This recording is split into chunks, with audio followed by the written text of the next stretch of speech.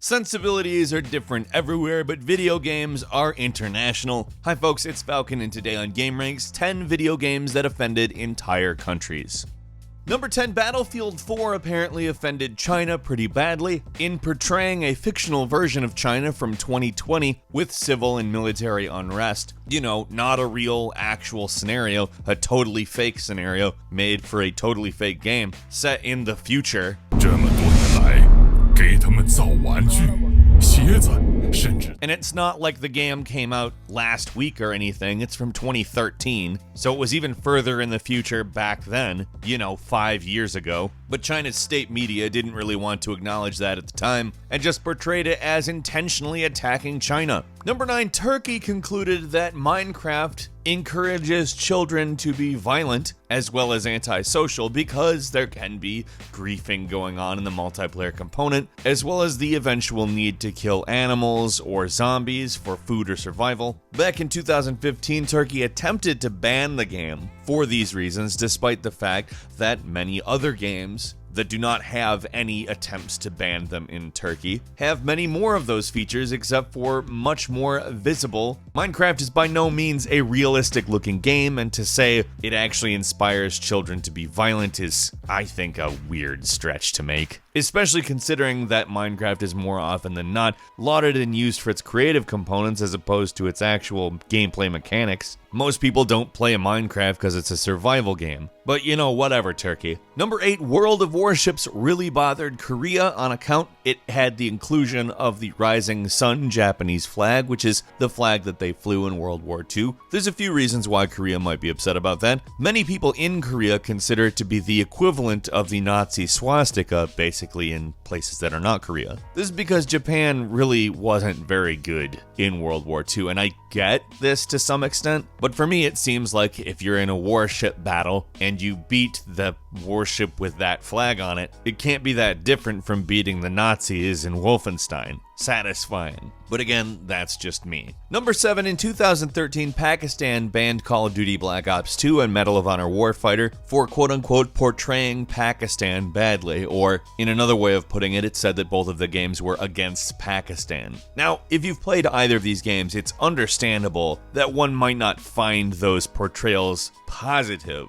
But if there's a bad way of spreading the idea that the game is wrong, it is not banning it. Neither of these two games ever makes an actual claim or assertion that Pakistan itself is bad, or ever really do anything that is truly horrifically wrong, and therefore a ban seems like an overreaction by default. I can certainly understand if it was some kind of Pakistani genocide simulator, but you've played both of these games and you probably haven't thought even very much about Pakistan as a whole because of them. Number 6, Tom Clancy's Ghost Recon Advanced Warfighter 2 was banned in Mexico because it negatively portrays the people of that state as violent. In order to combat this look, the state declared that it would be confiscating any copies that it found in people's possession, which confiscation of property, though not physical violence, is often aided by physical violence, so hardly a good way to prove that that portrayal was wrong, even though, as we all know, there's no such thing as a place in the world that is entirely peaceful or entirely violent.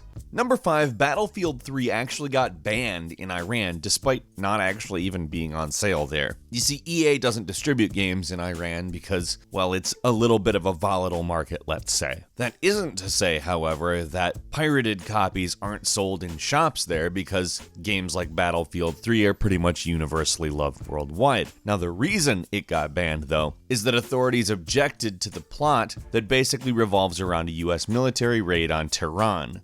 You come to our country to murder us, yet we are the terrorists. Which is the capital of Iran. And given that the Middle East isn't exactly a stable situation, it was viewed as something that potentially undermined the Iranian government's authority. Feels over reals, am I right? Come on, Iran. Are you offended? Number 4, Call of Duty Black Ops upset the Cuban government because of a segment in the game in which players try to kill Castro, the former leader of Cuba, angry that it glorifies US assassination attempts that had actually happened in the past. They had this to say, what the United States government did not achieve in more than 50 years, it now tries to do virtually. And in all honesty, if you actually do care about how war happens in the world, I get this. Like, whatever you think about Castro, it's probably not so great that we go around and try to assassinate the leaders of countries. But also, at the time this game had been made, Fidel Castro hadn't been the leader of the country for quite some time. There is kind of an actual legitimate moral component to complaining about a game doing this, but there's also the argument that historically the United States actually has done that, and although video games may not be the best medium to portray it in, it is actually historically accurate to portray this.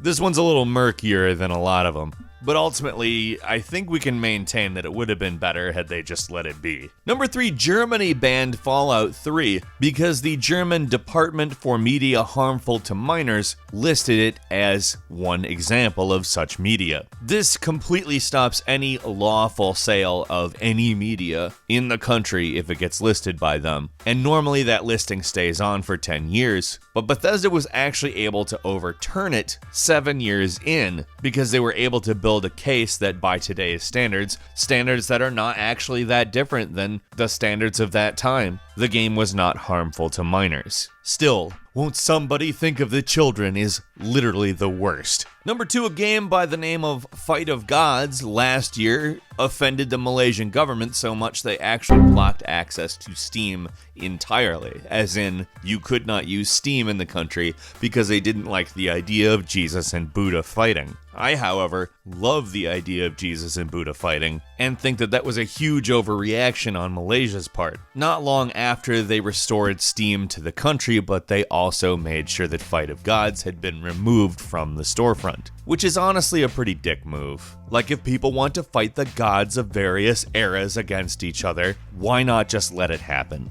And finally, number 1, Bolivia took issue with Ghost Recon Wildlands. They claim that the game unfairly portrayed the country as under the control of a drug cartel, which I get why you don't want to be viewed that way. Believe me, there's very little I take issue in the actual underlying reasoning. It's just that there's one big thing about it that I think Bolivia didn't take into consideration. Nobody thinks Tom Clancy's Ghost Recon Wildlands is a real thing. Nobody. So not wanting to be portrayed as a narco state, sure, I get that. Except they're not being portrayed as that for real. And nobody thinks they are. So what's the deal, Bolivia? Why do you care? Have you ever been offended by a game or seen someone offended by a game? I'm sure that sometime in your life you could have answered yes to one of those questions. So leave us a comment, let us know what you think. And if you enjoyed this video, please click like. If you're not subscribed now, it'd of course be a good time to do so. We upload brand new videos every day of the week,